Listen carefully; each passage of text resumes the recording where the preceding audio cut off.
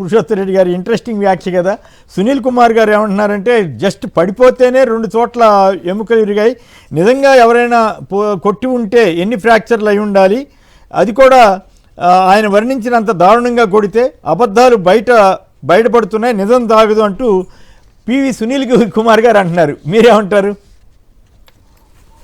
ఒకటి రఘురామకృష్ణరాజు గారు అలిగేషన్ ఏంటంటే ఈ టార్చర్ గురించి ఈరోజు సునీల్ కుమార్ టిట్టు కాదు అంటే, ఆయన ఎంత తీవ్రంగా నన్ను హింసించారనే దానికి ఆయన పోల్చాడు. అంటే నన్ను గుండెల మీద కూర్చొని కొట్టారు, తన్నారు, ఒక రకం ప్రాణం పోయే పరిస్థితి తీసుకొచ్చి ఆవేదన వాళ్ళు ఆ రోజు చెప్పారు. సరే, అది తేల్చాలి, వ్యవస్థలు తేల్చాలి ఏం జరిగిందని. ఈయన దానికి కౌంటర్ చేస్తున్నాడు, మేము అలా చేయలేదు అనడానికి ఒక లాజికల్ గా. నేను ఆయన బై మిస్టేక్ కాలు జారి పడిపోయాడు కదా క్రికెట్ ఆడుకుంటూ, ఆ క్రమంలో అంటే ఆ స్వల్ప సంఘటనకే, అంటే ఆయన తెలుసు మనిషి అని, అంటే ఆయనకున్న వయస్సు శరీర పరిస్థితుల రీత్యా ఆయన చాలా పెలుసుగా ఉంటాయి. ఆ చిన్నదానికి పడిపోన్న పరిస్థితి వచ్చి మేము వారు చేసినంత అలిగేషన్స్ జరిగి ఉంటే తట్టుకునే కెపాసిటీ కాదు, ఒక లాజిక్ గా మాట్లాడుతున్నాడు కౌంటరింగ్. అంతే కదా, రోజు ఇప్పుడు విచారణ చేయకుండా రోజు ఎక్స్ లో ఎటబడితే అట్లా మాట్లాడుకుంటే కౌంటర్లు ఎట్లా ఉంటాయి? ఇప్పుడు మీకు అధికారం ఉంది, ఢిల్లీలో మీరే, గల్లీలో మీరే విచారించేసి తేల్చేసి శిక్షించండి. దాని మీద రోజు ఆయన పేరు మాట్లాడుతూ ఉంటే ఇంక ఈ పోలికలన్నీ ఆయన తెచ్చాడు. దీనివల్ల ఎవరికి కాబట్టి అధికారంలో ఉండేవారు బాధ్యతాయుతంగా ఉంటే ఇట్లాంటి సమస్యలు రావు.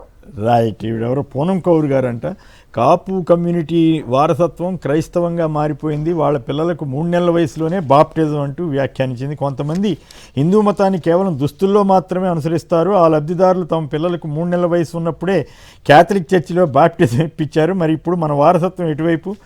కాపు కమ్యూనిటీ గొప్ప పాత వారసత్వం ఆర్థడాక్స్ క్యాథలిక్ క్రైస్తవత్వంగా మారిపోయింది, మత మార్పిడికి బ్రాండ్ అంబాసిడర్, దీన్ని యూపీలో లవ్ జిహాద్ అంటారు, అదే ఏపీలో ఇది సందర్భాన్ని బట్టి మారుతోందని ఈవిడ చమత్కారపూరితంగా వ్యాఖ్యానం చేసింది. ఇక త్వరలో 4 ట్యాంకర్లు కూడా దొడ్డిదారిలో తిరిగి మళ్ళీ తిరుమల తిరుపతి దేవస్థానానికి వచ్చాయని, వాటిని లడ్డూ ప్రసాదంలో వాడారని కూడా సిట్ మొన్న తాజాగా దాఖలు చేసిన ఛార్జ్ షీట్లో చంద్రబాబు గారి ప్రభుత్వం వచ్చిన తర్వాత జరిగినటువంటి నిర్వాహకం మీద కథనాన్ని ఇచ్చింది. ఇక సీనియర్ ఐఏఎస్ అధికారి అరవింద్ కుమార్ని తెలంగాణ ప్రభుత్వం సస్పెండ్ చేసింది. ఈ ఫార్ములా కేసు సంబంధించి గొడవ అవుతుంది కదా. 1,00,000 కోట్లతో ఉద్యానవన హబ్బు, రాయలసీమ ప్రపంచం నెంబర్ 1 చేస్తానని ముఖ్యమంత్రి చంద్రబాబు గారు అన్నారు. మొన్నటిదాకా 41,000 కోట్లు అనేవాళ్ళు ఇప్పుడు 1,00,000 కోట్లు తీసుకెళ్లారు. మంచిదే. రాజధానిలో కొత్తగా 6 సంస్థలకు 5,680 ఎకరాలు ఇస్తున్నారట. హైకోర్టు అసెంబ్లీ భవనాలకు భారీగా నిధులు.